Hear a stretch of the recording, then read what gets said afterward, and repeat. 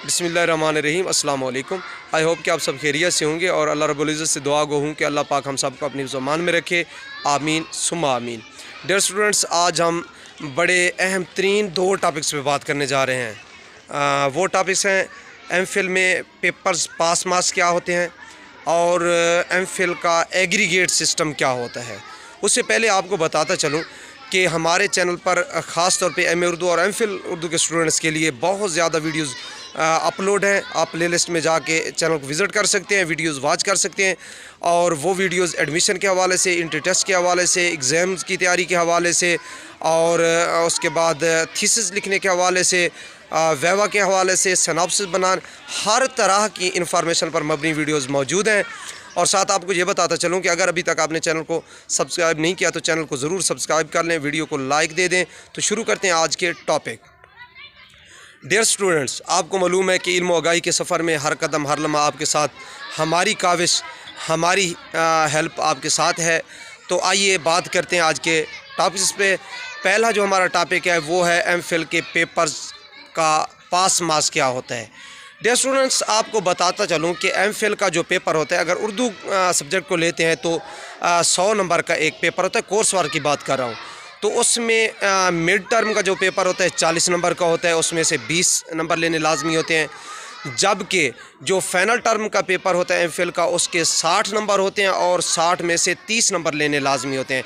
आप ऐसे समझ लें कि एमफिल का जो पेपर होता है वो आपको 50 नंबर पे पास करना लाजमी होता है 100 में से।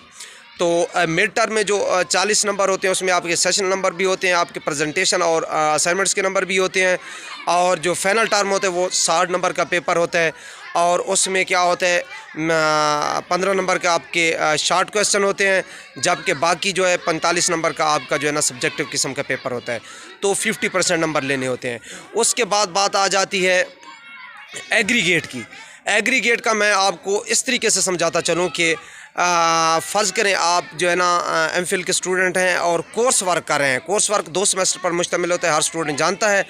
कोर्स वर्क जब करते हैं तो फिर आपके जो ओवरऑल नंबर गेनिंग होती है वो 2.5 CGP होना लाजमी है।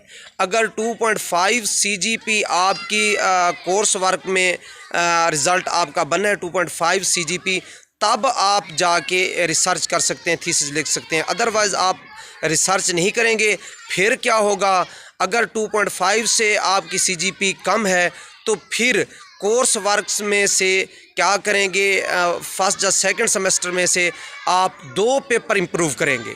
इम्प्रूव करने का क्या तरीक़ाकार है वो मैं पहले बता चुका हूँ। नेक्स्ट भी मैं वज़ाह से बता दूंगा। अगर किसी स्टूडेंट को पता नहीं है तो वो कमेंट्स बॉक्स में मुझे मैसेज कर सकता है, तो मैं बताऊंगा कि इम्प्रूव कौन से पेपर करने हैं, कितने नंबर वाले करने हैं।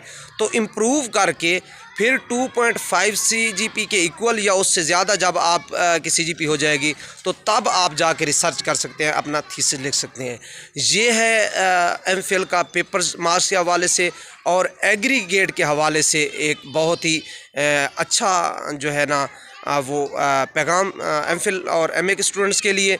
एमए में भी यही होता है, लेकिन ये है कि एमए में क्या होता है भाई, पेपर्स पास मार्क्स जो होते हैं वो 35% एग्रीगेट होता है, जबकि एमफिल में 50% पे जाके आपको पेपर पास करना होता है और कोर्स वर्क में 2.5 CGP गेन करना होता है। अदरवाइज़ आप रिसर्च नहीं कर सकते। Thank you so much. अपना ढेर सारा ख्याल रखिएगा। अल्लाह हाफिज़।